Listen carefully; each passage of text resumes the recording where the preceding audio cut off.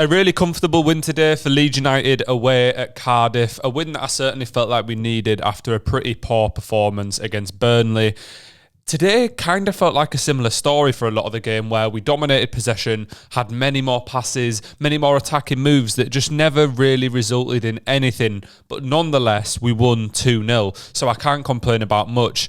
It was Ramazani's first start with an injured Solomon, and what a player he looks like. He adds attacking flair, he tries a couple tricks. That finish for the first goal, oh my goodness. Sprints through, he's under pressure from a defender and literally wraps it from just inside the box into the side netting. What an amazing finish. Not just an amazing finish, but what a celebration as well. I'm not kidding. I think that's the best celebration I've ever seen from a Leeds United player. Such a clean backflip. It's unbelievable. It looks like something out of FIFA. If you hit that backflip on FIFA, you'd be proud of yourself. And just before that goal, Cardiff actually got a red card. Was it really a sending off? Nonto's running through one-on-one, just on the edge of the box. Cardiff player takes him down.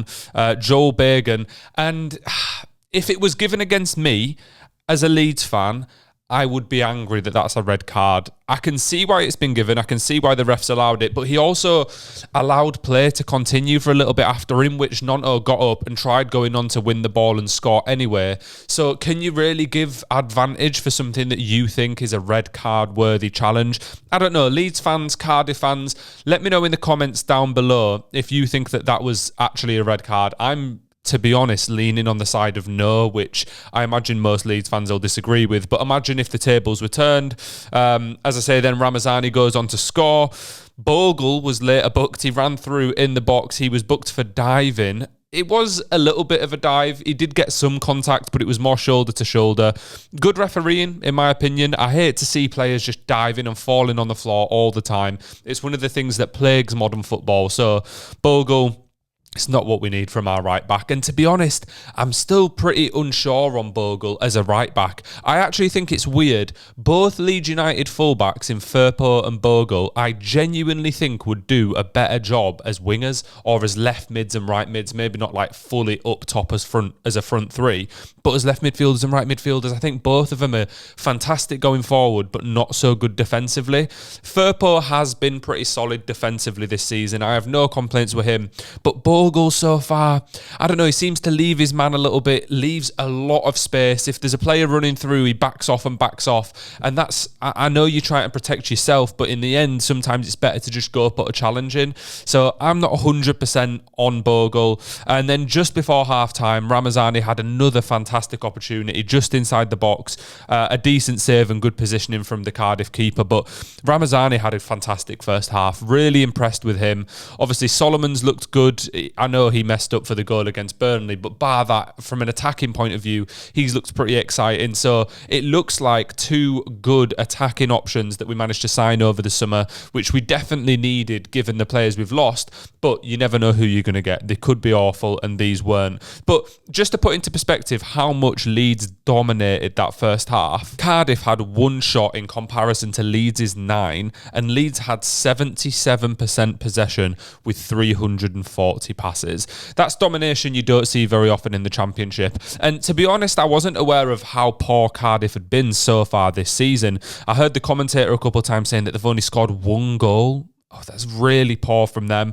Looks like the manager's probably going to be on his way out after this. Not that you would expect a result against Leeds, but given what's come prior to this and the fact that you literally can't get a goal to save your life, if I was a Cardiff fan, I would probably be expecting him to go after this game. If there is any Cardiff fans, let me know your thoughts on the manager in the comments. Is it down to him? Is it down to ownership in the transfer window? I'm obviously not an expert on what goes on at Cardiff in terms of transfers, etc. But the squad doesn't seem particularly amazing. And to be fair, in my predictions at the start of this year, I did say that I think they'd be in a relegation battle because they've been flirting with mid-table for a long time now, and there just doesn't seem to be any excitement around Cardiff. You never really see the stadium full. There's just no flair there. There's nothing that makes me go, oh yeah. Whereas obviously it doesn't seem like that long ago to me that they were a Premier League club. A distant memory now for Cardiff fans, I would imagine. But let's move on to the second half. Leeds dominated completely again, if not even more so than in the first half. In the first couple minutes, there was a good chance where Bogle puts the ball across. Brendan Aronson has an easy opportunity from about 2 yards out, and it just hits him and goes out. I don't even think he really gets a shot off it. The ball just hits him. He should have done better there. And then Bogle wins a penalty. And maybe I shouldn't have slewed him earlier. Was that a bad idea? I'm talking defensively, not from an attacking point of view. As I said, right mid, not right back. Anyway, he wins a penalty, which Pascal Struijk stands up to take it, as he did against Portsmouth. Straight down the middle, on the floor, not much power, easy save for the Cardiff keeper. Really disappointing, because that would have left us with about 25 minutes, half an hour of the game to just relax, whereas it was more of a stressful, annoying period because of that penalty. I get why Pascal's on him. He's never messed up before. It just always seems strange to me when you've got your centre-back taking penalties, but I suppose it'll be from the training ground, etc. So if he's the man, he's the man. I'm not going to dig him out for it, but imagine if we would have gone on to lose that match. That is definitely one thing that everyone would have called out. Why is the centre-back taking penalties and then we go on to draw? Luckily, we didn't. It was a pretty convincing victory in the end. But from that penalty, there wasn't really much happening. It was just kind of pass it round the defence, get to an attacking position, don't do anything with it, pass it back around the defence. But Cardiff weren't doing anything. They were no threat at all. And then all of a sudden, Cardiff seemed to liven up for about a minute or two towards the end of the second half. And that's where we hit them with a counter-attack.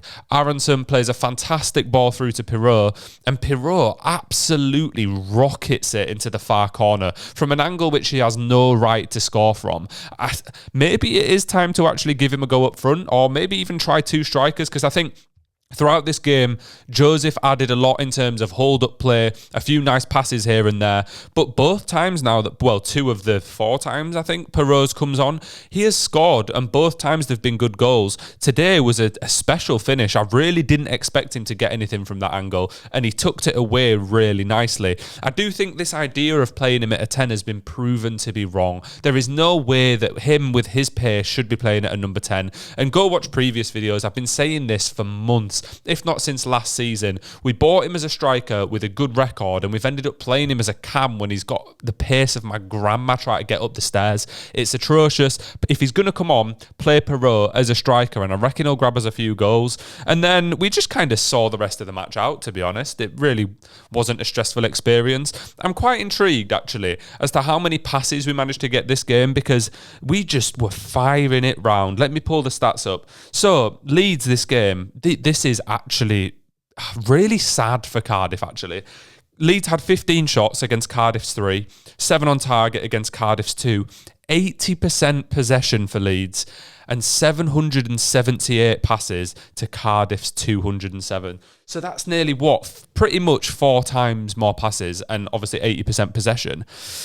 Oh, it really isn't looking good for Cardiff. After the starts of this season that they've had, could they end up going down? Could they? I think they'll be around there, depending on who they get as a new manager.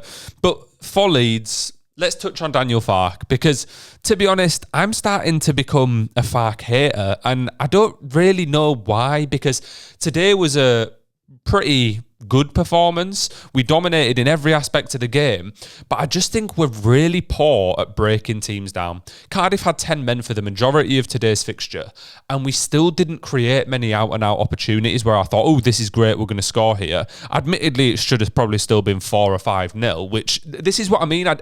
I'm kind of confused with myself, but I feel like I'm still not happy with the performances we're putting in, even though we're completely dominating. And maybe that's because of a lack of clinical ability within our attacking players. If we did put away those chances, then it'd probably be a completely different story. So I'm going to try reel myself in and stop hating on Farke so much. But I do think when we come up against a better team with a better squad that are going to be in the promotion race, it won't work. It won't work as well, because when we waste 2 or 3 chances and then they score, they'll just sit back and we don't have a plan to break them down. But I guess we'll have to come to that when we get to it. Today, a fantastic performance. Very happy with that. Very happy with how pretty much every player on the pitch played. So, yeah, if you're a Leeds fan, if you're a Cardiff fan, let me know your thoughts on the game in the comments. And please do remember to like and subscribe. I'm going to do a reaction video like this to pretty much every Leeds game, as well as lots of the big Premier League games, and I also do some deep dives on different football topics. I did one about what's going wrong at Everton the other week. I did one about the rise of Aston Villa, the rise of Ipswich. So if you're a football fan, go check out those videos and please hit subscribe. Thank you very much. Peace.